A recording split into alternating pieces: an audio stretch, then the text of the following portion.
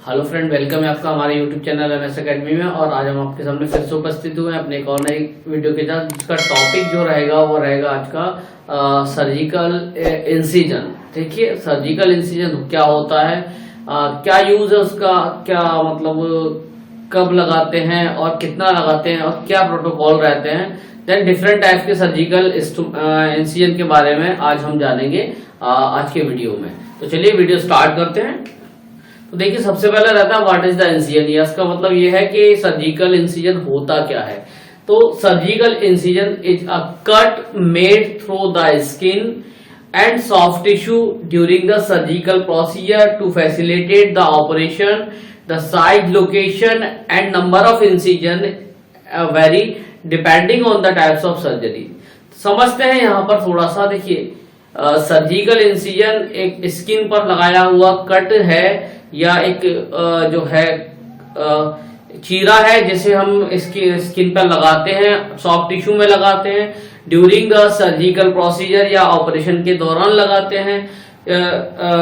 और इसका साइज जो होता है वो डिपेंड करता है, साइज है, लोकेशन से मतलब उसकी स्थिति है, और इसके अलावा नंबर ऑफ इंसिजन ये डिपेंड करते हैं वहां की सर्जरी के ऊपर या चॉइस ऑफ सर्जन के ऊपर। ठीक है जी। तो देन हम नेक्स्ट स्लाइड की ओर चलते हैं। देखिए, प्रिंसिपल ऑफ सर्जिकल इंसिजन। तो सबसे पहले specific surgical incision will be depend on the underlining pathology, site, patient factor. Then इसके अलावा सर्जन प्रेफरेंस, सर्जन का क्या प्रेफरेंस है, देन इसका एक्सपीरियंस क्या बोलता है, मे बी किस तरह के इंसिजन या कौन से इंसिजन में सर्जन जो है वो कंफर्टेबल फील करता है, और इसके कुछ की पॉइंट्स के बारे में या प्रिंसिपल की पॉइंट्स के बारे में हम जानेंगे। तो देखिए, इंसिजन पहला जो रहेगा वो रहेगा incision should be try to follow Langer's line. देखिए, लैंगर्स लाइन क्या होती है ये भी हम डिस्कस करेंगे। Where the possible for the maximum wound length and minimum scarring. देखिए, जो लैंगर्स लाइंस होती हैं वो आपके स्किन के जस्ट नीचे पाई जाने वाली लाइंस होती हैं, जो कि डायरेक्शनल लाइन होती है, जिसके अकॉर्डिंग हमें इंसिजन लगाना होता है। और लैंगर्स लाइन के अकॉर्डिंग इंसिजन लगाने पर एक जो है चीजें हमारे सामने ये आती है कि स्कार जो है वो मिनिमम आता है। देन इसके अलावा मसल शुड बी स्प्लिट। हमें मसल्स को स्प्लिट करना है, स्प्लिट से मतलब सेपरेट करना है, और जो है मसल्स फाइबर्स के डायरेक्शन में ही, ना कि उन्हें कट करना है। ठीक है जी। देन इसके बाद हम बात करेंगे once the operation is over. जैसे ही ऑपरेशन खत्म होता है तो surgical incision can be close. Surgical incision को हम क्लोज करेंगे।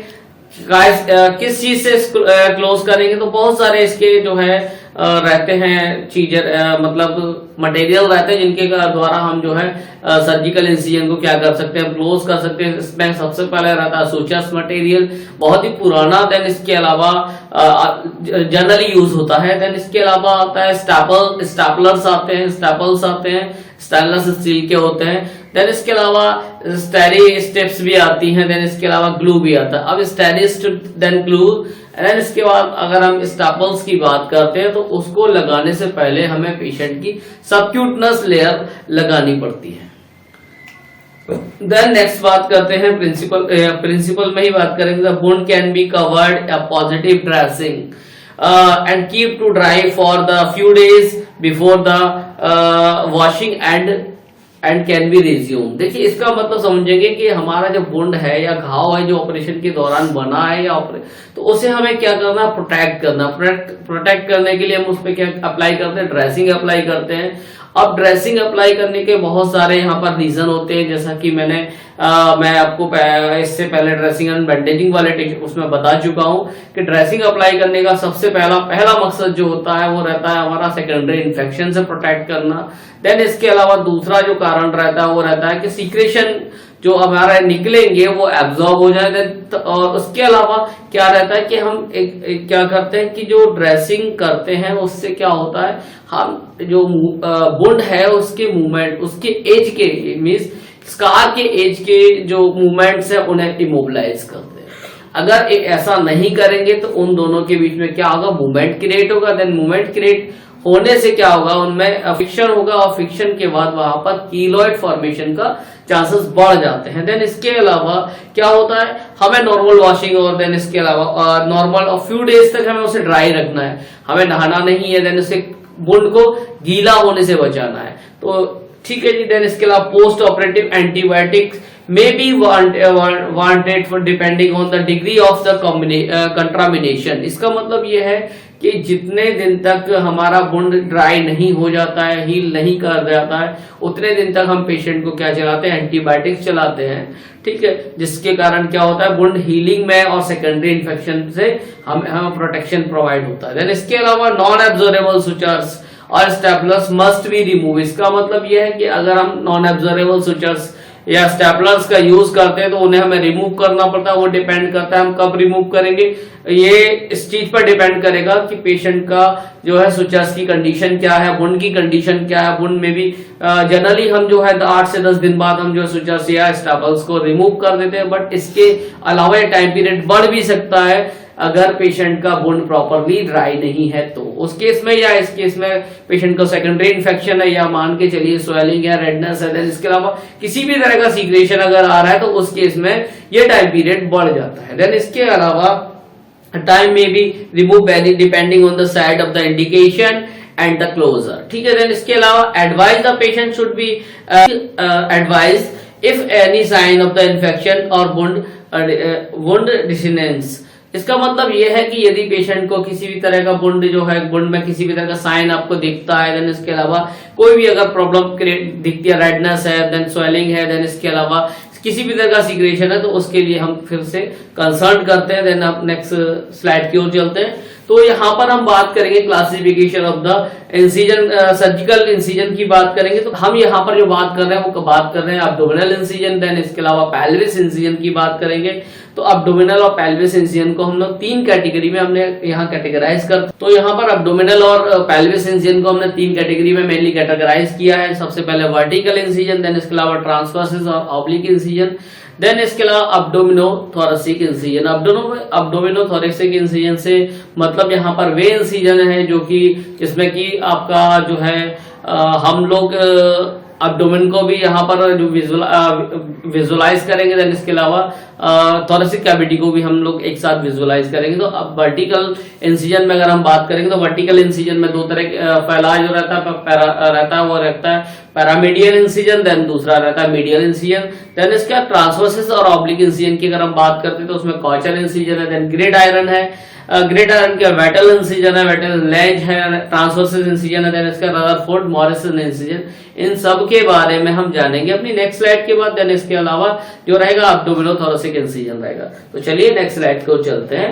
अब एब्डोमिनल एंड पेल्विस इंसिजन का जो आप देख रहे हैं ग्राफ, जो चार्ट जो दिख रहा है, डायग्राम जो दिख रहा है, उसमें सबसे पहले यह कॉचर इंसिजन को हम नंबर 1 पर कॉचर इंसिजन दिखाया, देन मिडलाइन इंसिजन दिखाया, देन ग्रेट आयरन इंसिजन है, देन इसके अलावा ग्रेड वेटल इंसिजन है, वेटल के बाद लेंज है, पैरामीडियन है, ट्रांसवर्सिस है, रदरफोर्ड है, देन इसके अलावा फाइनस्टियल इंसिजन है, जिनके बारे में हम जो पढ़ेंगे।